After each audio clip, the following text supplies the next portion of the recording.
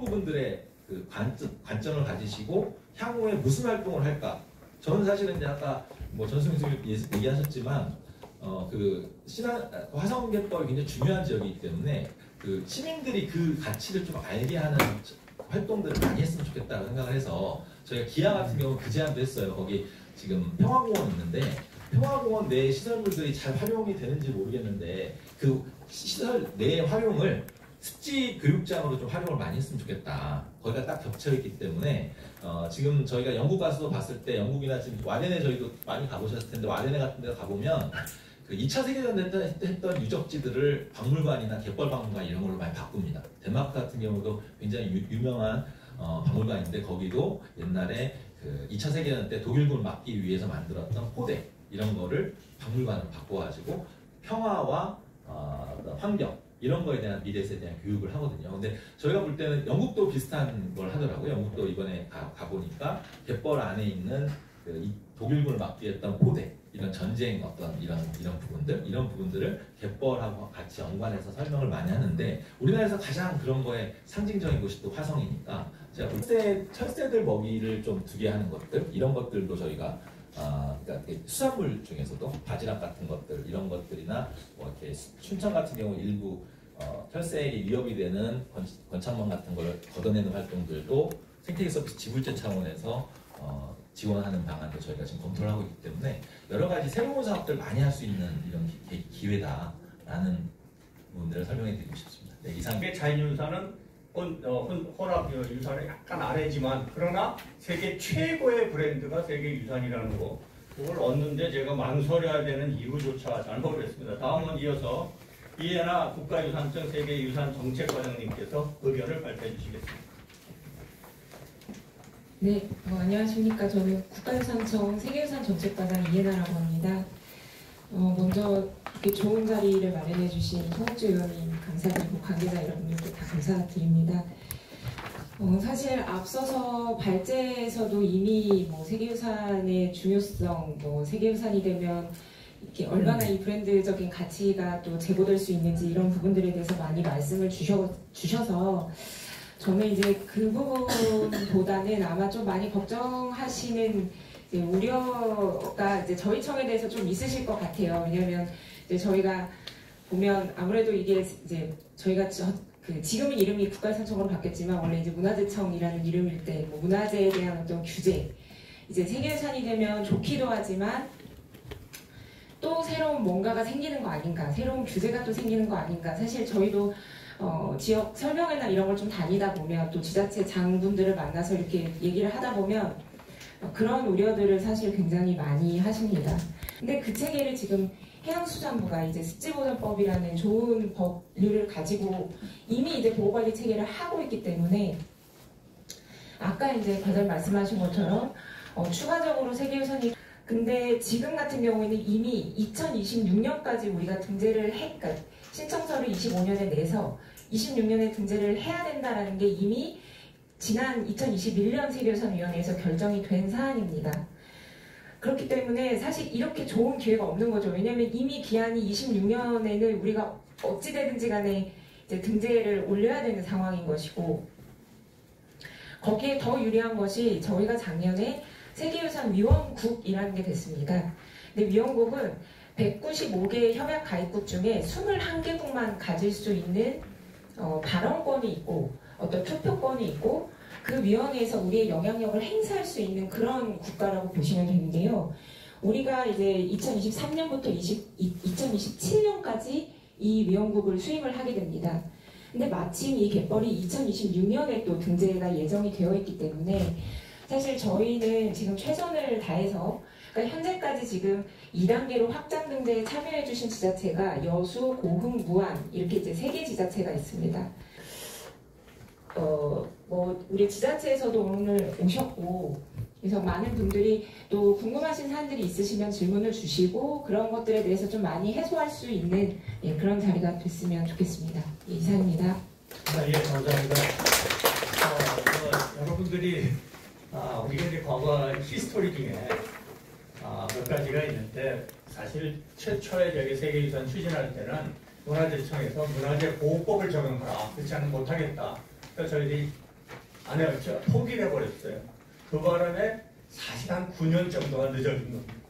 습지유산 등재 추진 시민 서포트조 집행위원장님께서 의견을 발표해 주시겠습니다. 감사합니다, 저장님. 저보다 본디 우리 과장님 먼저 역시 그렇게 해도 되겠습니까? 그렇게 해주시죠. 저희 그 화성시를 잠깐 칭찬을 하고 있습니다. 저희 화성시는 2023년 한국 지방자치 경쟁력 지수 평가 전국 260개 시군 중에 종합 경쟁력 1위, 그리고 인구수 102만, 그리고 평균 연령에서도 전국 기초지자체 1위를 달리고 있고요. 출생아수, 재정예력도 1위. 저희가 화성시가 과거에 어떤 잘못된 오해로 인해서 작은 소도시, 그리고 불균형 도시라고 이렇게 이미지가 있는 부분도 그렇게 가지고 계신 분도 있을 수 있습니다. 하지만 저희 화성시는 전국 그리고 세계 제1의 활기찬 도시로서 지금 앞장서 나가고 있음을 꼭 소개해드리고 싶습니다. 그리고 습지보전법에 의거해서 2021년 7월 20일 날 습지보전법이 습지보호구역으로 지정되고 습지보전법에 의해서 저희는 충분히 보호받고 있다고 생각을 했었는데 지금 세계 자연유산 등재를 신청에 대한 부분을 이제 검토하고 있는 과정인데 습지보전법으로 충분히 보호를 받고 있는데 세계 자연유산으로 등재했을 때 어떠한 추가 보호 조치가 있는지, 그럼 그에 따른 장단점은 무엇인지, 그리고 저희가 세계 자연유산 등재를 신청을 해서 등재가 된다면은 현재 법률로서는 어떠한 인접지역에 대한 제약이 없다 하더라도 향후에 어떤 특별법 개정이라든가 새로운 신법에 의해서 특별법에 의해서 또 다른 제약 조건이 발생하지 않을지에 대한 우려가 화성시 지역 주민들 그리고 화성시 전체에 고민이 있는 게 그런 부분입니다. 그래서 화성시는 화성 매양리 갯벌 세계유산 등재에 관련해서 생태적 가치 보존하고 주민의 이익이 공존할 수 있는 신중한 접근 및 검토가 필요하다고 판단하고 있습니다. 아까도 말씀드렸듯이 화성시는 2021년 7월에 매양리 갯벌 습지보호지역으로 지정해서 보호하고 있는 상황입니다. 그리고 또한 습지보호구역 지원으로 인해서 지속가능한 바다를 만들기 위한 해양보호구역 관리 사업과 수산자원 조성 및 해양환경 보존 사업 등을 추진하고 있고요. 그리고 다들 아시다시피 수도권을 대표하는 생태관광 자원을 가진 지역으로 갯벌 체험, 뱃놀이 축제 등 해양 자원을 활용한 사업이 추진 중에 있습니다. 지역 개발 행위에 따른 추가 규제 및 직간접적인 재산권의 피해 발생 우려가 존재하는 게 사실입니다. 그리고 우리가 고려할 수 있는 2021년 등재된 한국의 갯벌 1차 등재 지역의 경제적 효과라는 것은 짧은 기간으로 인해서 24년 현지 시점에서 수치상의 객관적 검증이 어려운 사실입니다.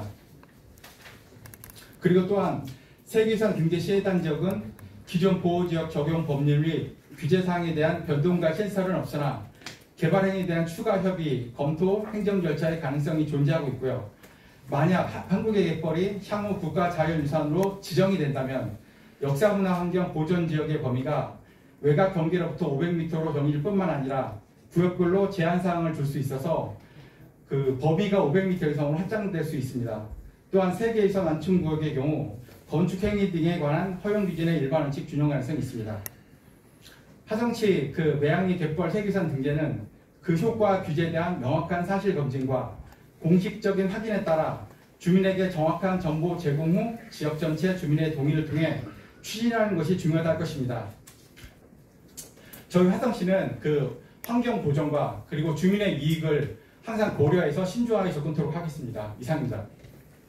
19년에 습지보전법에 의하면 500m의 관리구역이 있었습니다. 그것도 지금 해제된 상태라서 저희들이 사실 추진이 가능했던 겁니다. 그거를 이제 이해하시고 지역 주민들이 그러한 우려 사항에 대해서는 늘 우리 많은 분들이 이 단계 추진했던 분들이 고생을 하시면서 그것을 이제 이해시키는 노력을 했습니다. 그냥 이렇게 토론회 한 번으로 끝나는 것이 아니라 주민 설명회를 여러 번에 걸치고 하다못해 2장 모임이라든지 이런 것들을 다 거쳐야 됩니다.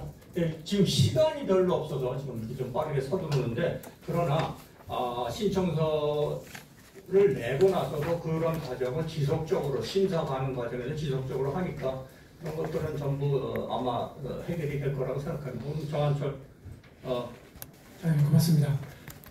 송옥수 의원님께서 감사드립니다. 이런 기회를 주셔서. 네.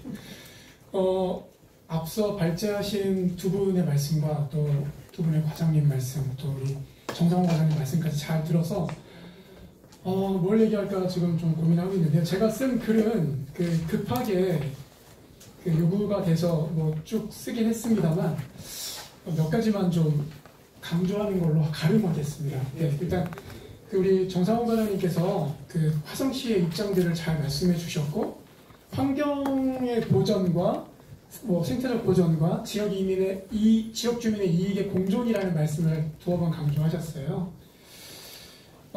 그리고 또 지역 주민의 동의가 있어야 이것을 추진한다고 말씀해 주셔서 너무 감사합니다. 동의합니다. 전적으로. 여기에 매양리의 주민이시고 또 미공군 폭격장을 앞서 싸워오신 우리 전만기 위원장님도 계시지만 지역민의 동의를 얻는다고 했을 때 동의를 얻기 위한 과정이나 기회들을 가졌습니까? 라는 질문을 저는 던지고 싶고요. 3년 동안 검토만 하고 안 있는가라는 질문을 던지고 싶고요. 그 다음에 또 지역민의 제가 지난 토요일 날 저를 최근에 피하시기 시작했던 우리 어촌계장님들 3개 어촌계장님들을 만나고 왔습니다. 주말에. 그랬더니 나는 반대야 라고 하시더라고요. 그래서 왜 반대하세요? 그랬더니 화성시가 아무런 설명도 없고 우리한테 동의를 구하지도 않고 소외하고 무시하고 있는데 화성시 차원에서 이런 거 참여하면 우린 결사 반대할 거야 라고 말씀하시더라고요. 그것이 세계유산에 대한 반대입니까? 갯벌 보전에 대한 반대입니까? 저는 아니라고 생각했고 확인을 했습니다. 갯벌 보호해야 돼. 근데 정부와 화성시가 우리들과 약속을 지킨 적이 없고 해양보호구역 됐는데도 뭐 별로 달라진 게 없더라? 우리랑 얘기한 적도 없어 라고 말씀을 하셨어요. 매양리 습지보호 지역을 하는데 일조했고 그리고 계속 그 연구활동을 저는 논문도 썼고요. 국제학술제 논문을 같이 써서 화성시 보고서 나가기도 했고 또 지금도 대학원에서 뒤늦게 공부를 하서 이 주제로 연구 논문을 쓰고 있지만 그런 부분이 가장 안타깝고 아쉽습니다. 애쓰고 계시는 화성시의 시장님을 이하 공무원들께서 지역 주민을 정말 생각하시고 환경에 대한 것을 생각하신다면 만나셔야 됩니다. 지역과 만나셔야 돼요. 매양리 주민들 미공군 폭격장 이후에 지금까지 달라진 거 있냐고 물으면 저는 이따 말씀해 주시겠죠? 왜 안 듣습니까? 왜 무시하고 소외합니까? 그러면서 왜 지역 주민의 이익을 그걸 왜 자꾸 말씀을 하시는지 저는 아주 답답하고요. 그 다음에 지역민은 또한 지역민 우정읍과 거기에 계시는 사시는 분들도 포함되지만 뭐 지방자치법이나 이런 것에 따르면 화성 지방자치단체에 사는 시민들을 다 주민이라고 보는 것이죠. 여론조사를 한 적이나 있습니까? 라는 질문을 또 던지고 싶고요. 많은 분들이 여기서도 쓰고 있지만 제가 썼던 얘기는 다름 아닌 존재에 대한 존중입니다. 이번에 아리셀 참사에 대한 희생자분들께 명복을 빌고 유가족들이 잘 회복되셨으면 좋겠고요.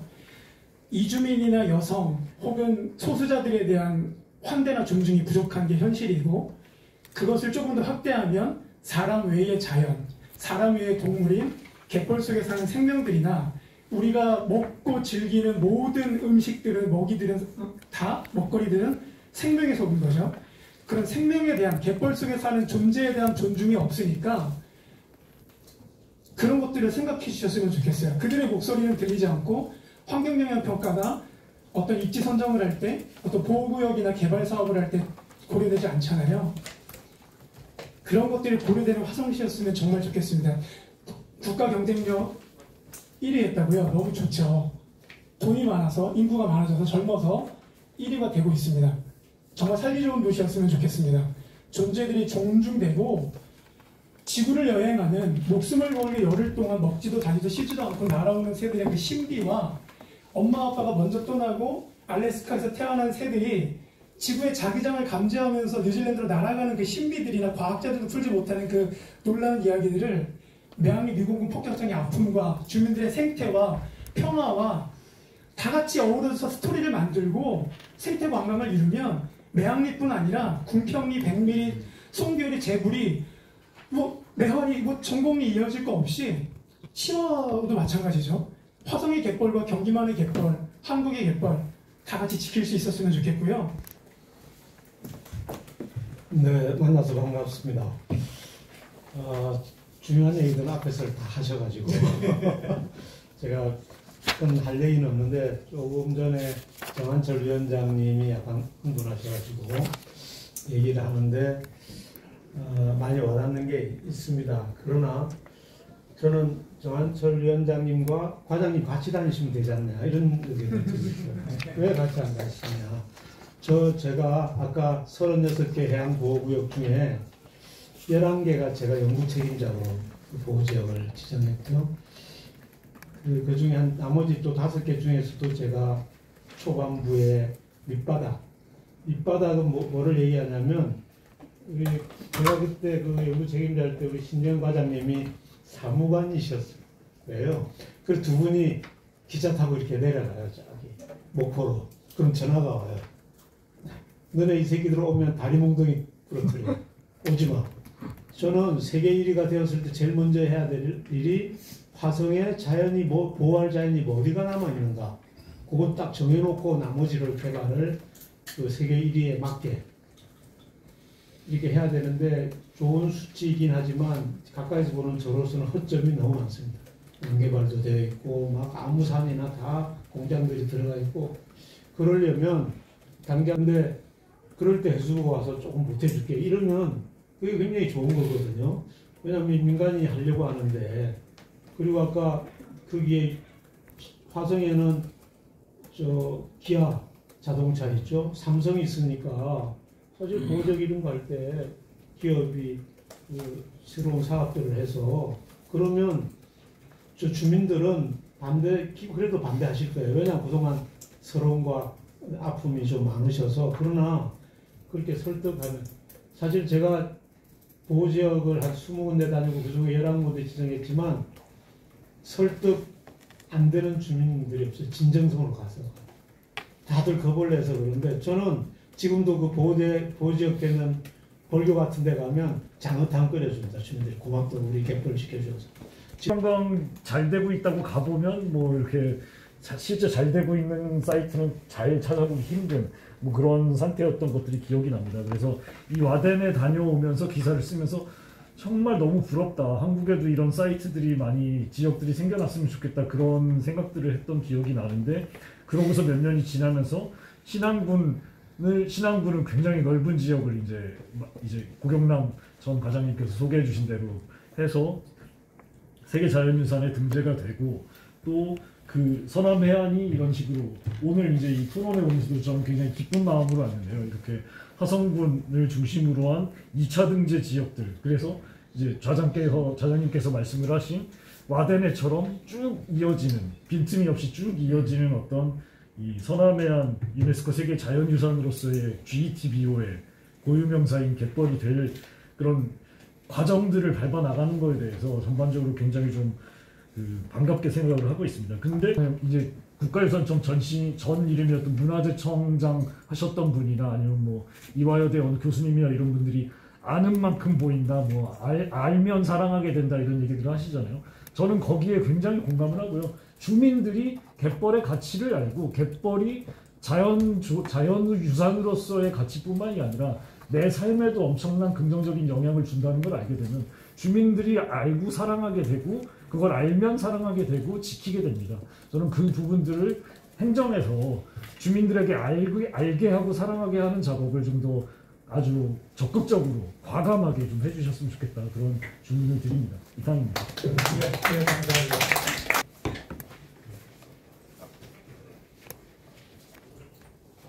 마이크가 없어도 되겠죠? 그냥 해도 괜찮겠습니다. 송옥주 의원 마이크 거기 쓰면 되지. 여기 앉으셔서 여기 있습니다. 여기 앉으셔서 이건 좀 하시고 안 계신가 모르겠네요. 우리 자장님께 먼저 드리겠습니다. 예. 그래서 저는 이렇게 두 개씩만 모두 좀 다 다 나눠주시면 되는 것 같습니다. 여기 2개씩이에요. 이거하고 이렇게 2개씩. 네, 말씀하십시오. 네. 저는 화성시 환경연대 회장 박용옥이면서 또 제부도에 사는 서해안 쪽에 사는 주민이기도 합니다.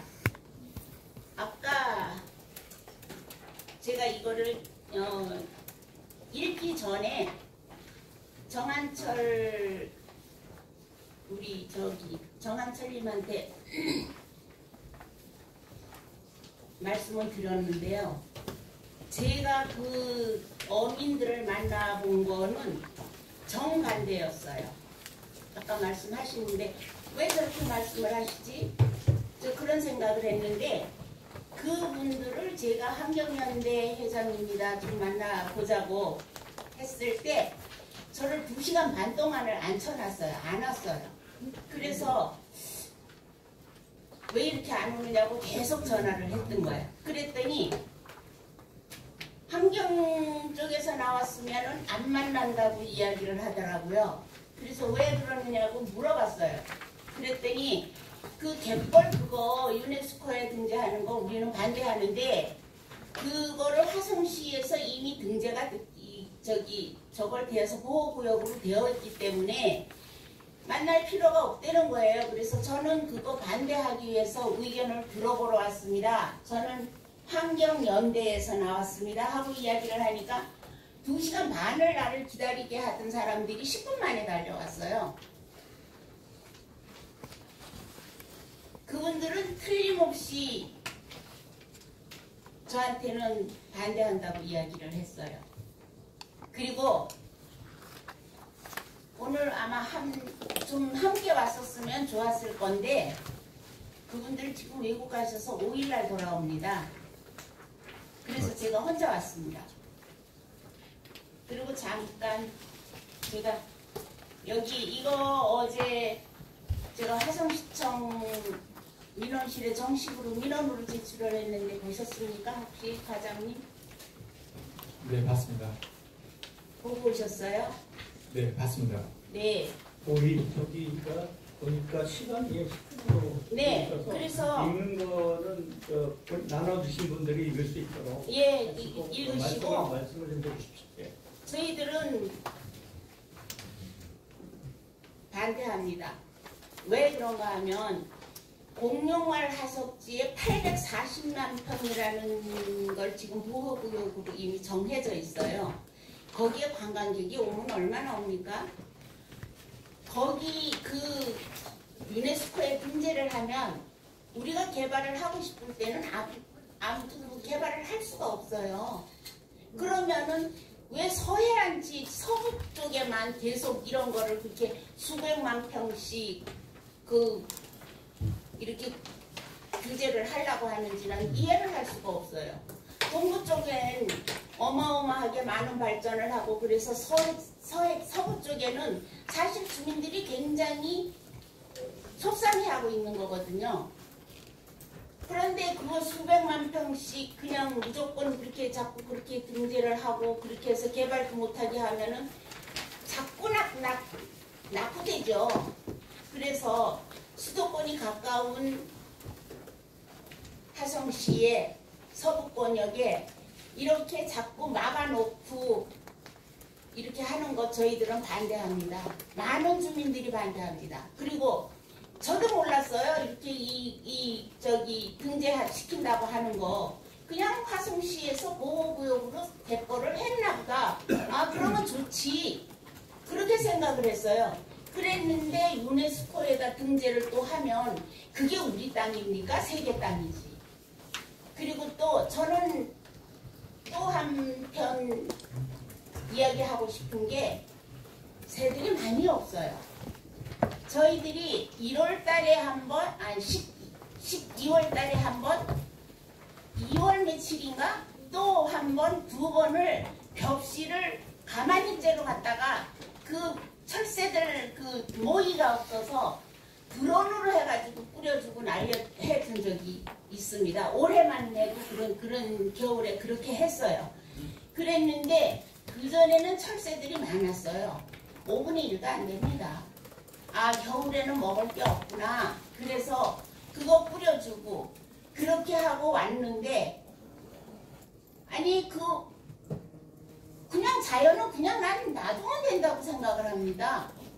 왜 그걸 유네스코에 그 등재를 해서 우리가 정말로 필요할 때는 그거 개발됩니까? 전 안 된다고 생각을 해요. 지금 공용알 화석지에 840만 평이 전부 그 갈대숲으로 전부 다 있지 않습니까? 갈대예요. 그거는 고대 시절부터 그래도 공용알이라는 거 그거를 보호한다고 해서 그렇다고 하지만 새는 날개가 있습니다. 자기 살고 싶은 데 가서 날아가서 살기 마련이에요. 그런데 그거를 어떤 식으로 보호를 해서 그렇게 합니까? 저희들은 유네스코에 아무리 좋다고 해도 저는 별로 좋다고 생각을 안 합니다. 예, 감사합니다. 죄송합니다. 예, 이거 이미 화성시청에 민원으로 제출을 한 바 있습니다. 예, 이게 뭐 충분히 이런 절차를 거치는 건 당연한 겁니다. 동의가 있고 이해를 시키는 게 당연한 거고, 저희들이 사실은 세계 자연유산에 우리 보안님께서도 말씀해 주셨지만 지정받은 것이 철새로 지정받은 게 아니에요. 철새 서식지 그 갯벌로 지정을 받은 것이지, 많은 분들이 착각을 해요. 어떤 보호종을 보호하기 위해서 이렇게 된 것이 아니고, 갯벌이 좋으니까 종 다양성이 높고 종 다양성이 높으니까 철새가 온다. 갯벌이 없어지는 순간 아무것도 보호할 것이 없는 상황이라서 이런 문제들은 지역민들의 많은 오해가 있고 이런 절차를 거쳐야 됩니다. 반드시